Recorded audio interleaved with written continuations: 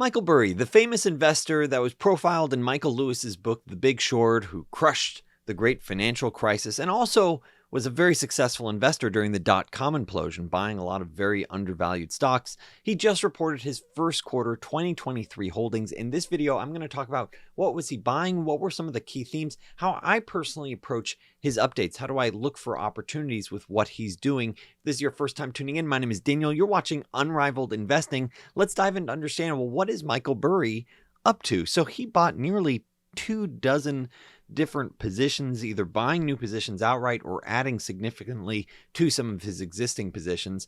And so when you look at it, it's really interesting to see that a lot of these positions that he bought during the first quarter ending March 31st, 2023, a lot of them are actually underwater. So if you wanted to piggyback off of Michael Burry, which some investors do, you could actually probably get in at prices that are comparable or even lower than what he was paying for some of these positions. Now let's talk about some of these positions and what are some of the key themes. The first theme is actually China. His top two holdings, JD and Alibaba, representing around 20% of his portfolio, represent Chinese online retail.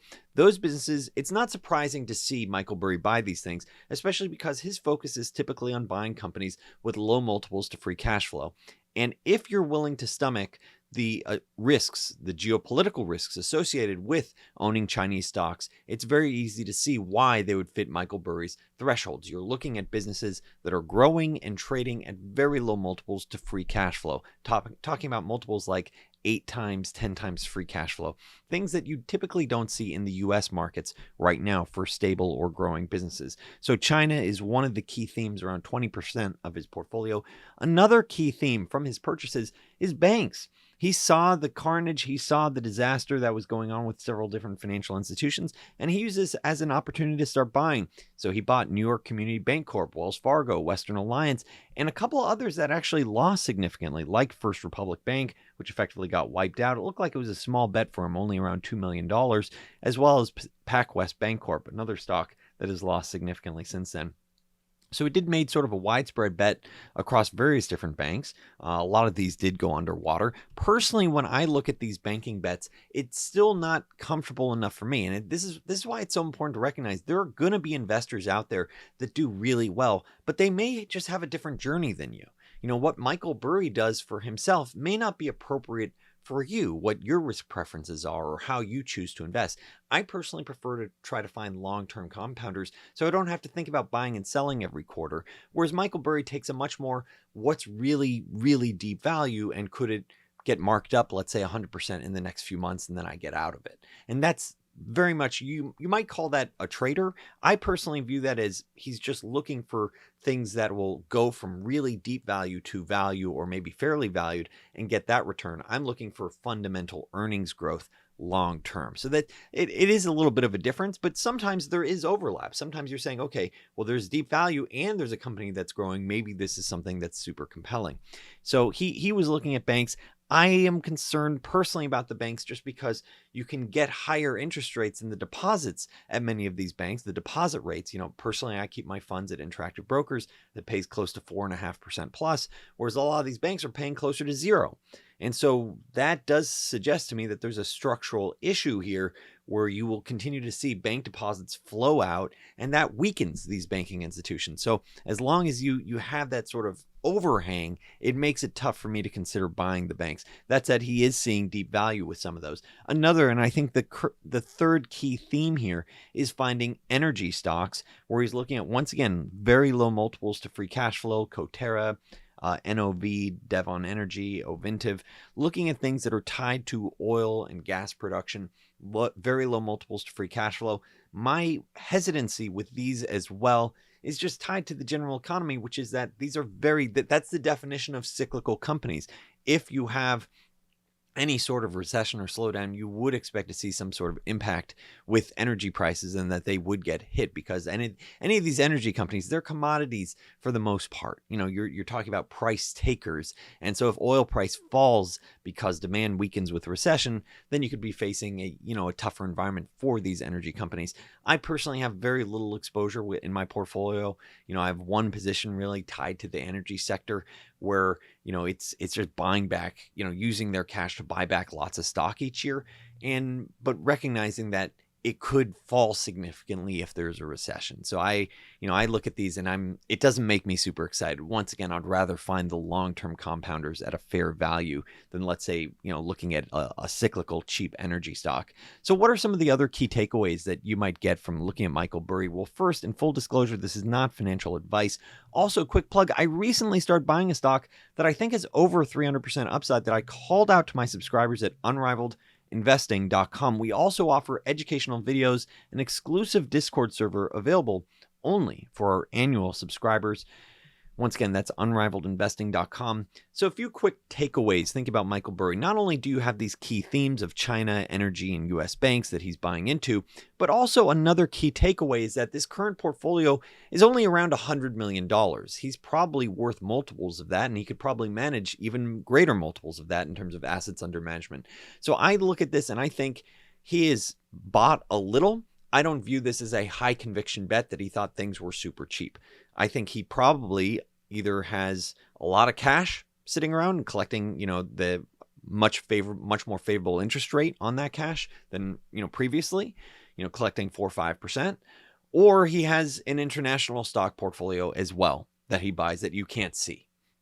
But I look at this and take this not as a conviction that, oh my goodness, stocks are cheap. That is not what I'm looking at here. I think this is him saying I nibbled. That's effectively what I look at when I see Michael Burry's portfolio, which is only around $100 million. I think based on his latest reported, I think that figure could be multiples higher in the future. It's also worth understanding there is a bit of a trader element to this where he's actively, going in and out of certain names. In the same quarter that he bought, something like 20 different names, he also sold a bunch. So just buying because he did, it is, it's a lot of activity. And that's part of the reason why I'm not as interested in looking at it. And, for example, a lot of noise coming from his Twitter account during the first quarter. At one point he was saying sell, and then a few months later he's saying I was wrong to sell. My personal takeaway and the biggest value add that I get from looking at Michael Burry, and I call this out to my subscribers at Unrivaled Investing, is I will personally go through his portfolio. Most of it I'll just keep to myself, or I'll say, it's just not for me. Energy stock, not for me. Banking stock, not for me. And maybe they do well. It's just not appropriate for my own personal financial journey. But sometimes I'll find something and I'll say, oh, wow, this is really interesting because this is possibly a secular driver that's going to be growing over time. And it trades at that 10 times free cash flow or 8 times free cash flow. And the most recent example, I think, for Michael Burry, and it's not every quarter, it's every couple of years, was when he bought McKesson. And I still own a small part of McKesson, but I called it out to my subscribers back when it was around $200 a share. I was saying, look, this actually is a really good business model. It's an oligopoly, and I saw that Michael Burry was buying it recently, and I had done some work on it previously, and so I said, okay, I really need to refresh my notes here. So occasionally you'll get hinted at, oh, okay, there's something special here. Maybe I want to dig in deeper. So if I personally find something really compelling that I could hold on to for a long time, then I might say, okay, this is worth digging into. At least this is a start of cheap stocks that trade at low multiples free cash flow. For example, he also owns in his top 5 positions that's reported for U.S. holdings, he also owns Zoom. Now, Zoom trades at something like 13 times free cash flow, so a low multiple to free cash flow. But a lot of that free cash flow actually comes from stock-based compensation.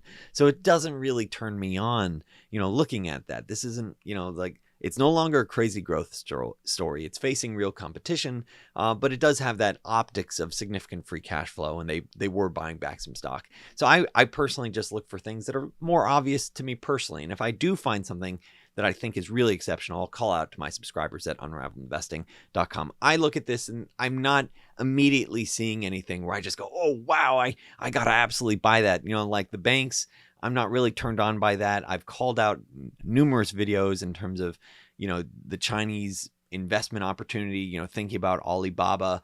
I strongly suspect if the geopolitical risks don't boil over, that, the Alibaba, JDs of the world could do very well in the future. But once again, you have to decide for yourself if you're willing to stomach that China risk. And for a lot of folks, that is something where they just go, I don't want to. That gives me too much heartburn. It's not worth the sort of the mental brain drain of thinking about that risk and that changing dynamic. Even Warren Buffett had a hard time with it. He bought Taiwan Semiconductor, and then the next quarter, he blew out of most of it at the same time that he was buying Japan. And that was very clear signal of like, hey, this geopolitical dynamic with China and Taiwan, it just made him too uncomfortable.